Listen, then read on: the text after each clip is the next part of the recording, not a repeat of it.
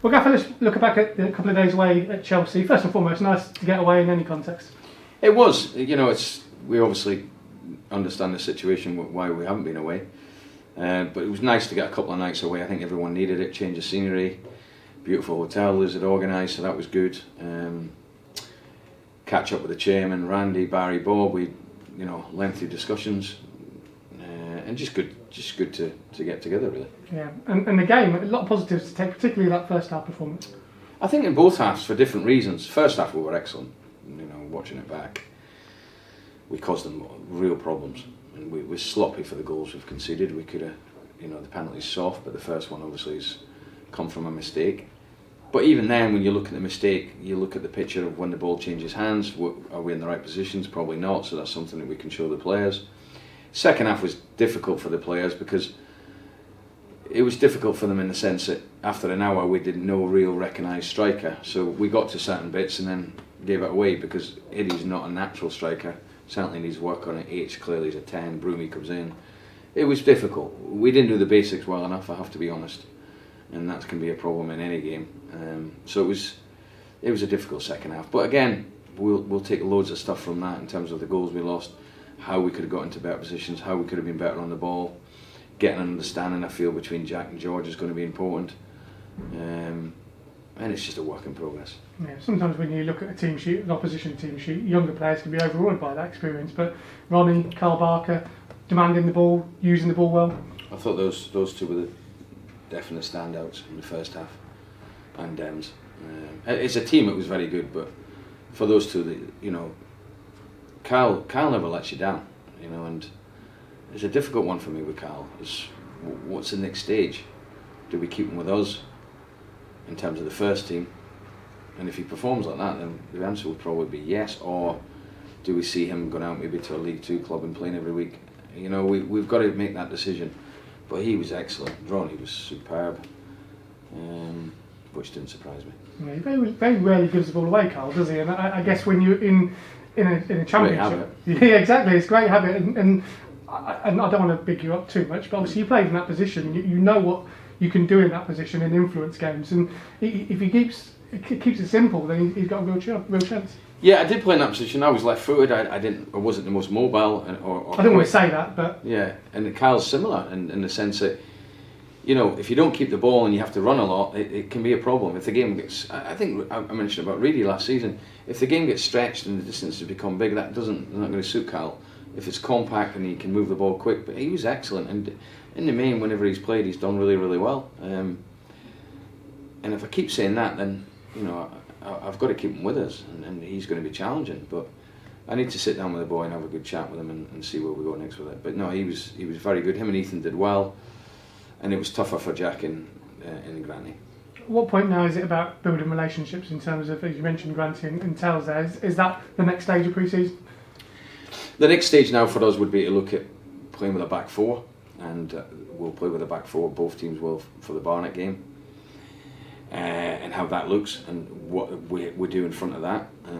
So that's the next stage for us. We're going to have an in-house game tomorrow. It'll be 75 minutes, so that'll be tough, especially with the heat. So it's just building them up really, but certainly now tactically I need to start looking at what's going to be the shape ahead of our back four.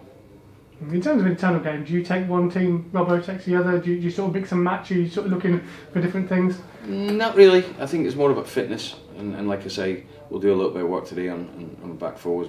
I'll take one team, Rob will take the other, and see how that looks. And then tomorrow, maybe, yeah, but it's more about getting the intensity, getting the fitness, and like I say, we've got to be careful with the heat. We're probably going to, if we can, start a little bit earlier. To try and help with that, but no, it's more about getting them up to speed in terms of the intensity and fitness. Are you where you want to be at this stage of pre-season? Yeah, touch wood, we're in good shape.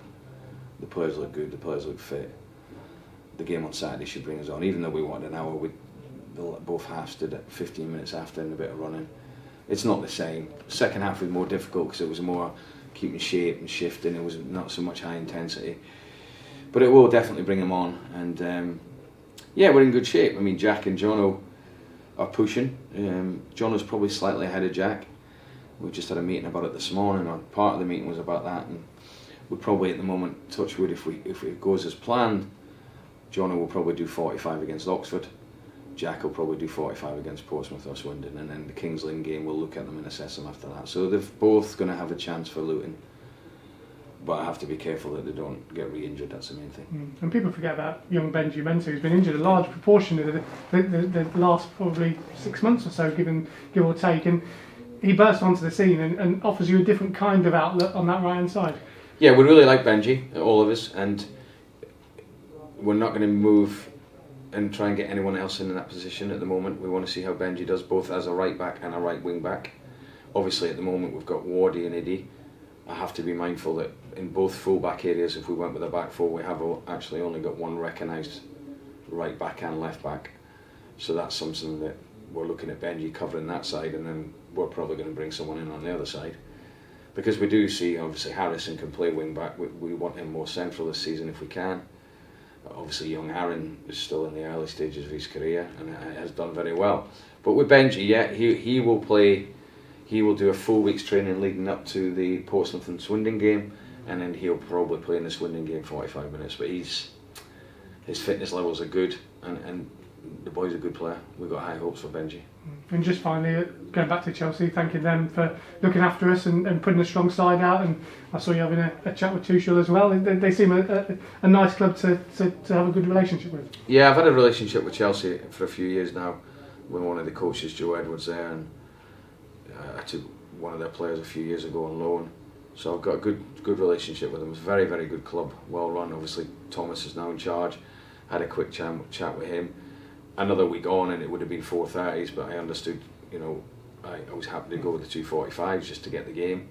And I think for the players, the quality that you've seen in the team, the intensity, the way they went about it, but also the confidence we should take from dealing with them for a large period of it, it was really good. But I think when you go to these places, myself included, I think you have to aspire to get to that as a player. That's where you need to get to. You see the state of the training. They've got 32 pitches. The inside of it, which obviously not everyone would have seen, some of the quotes, some of the motivational stuff. Yeah, it was impressive, and it was good to go to these places and get a taste of it.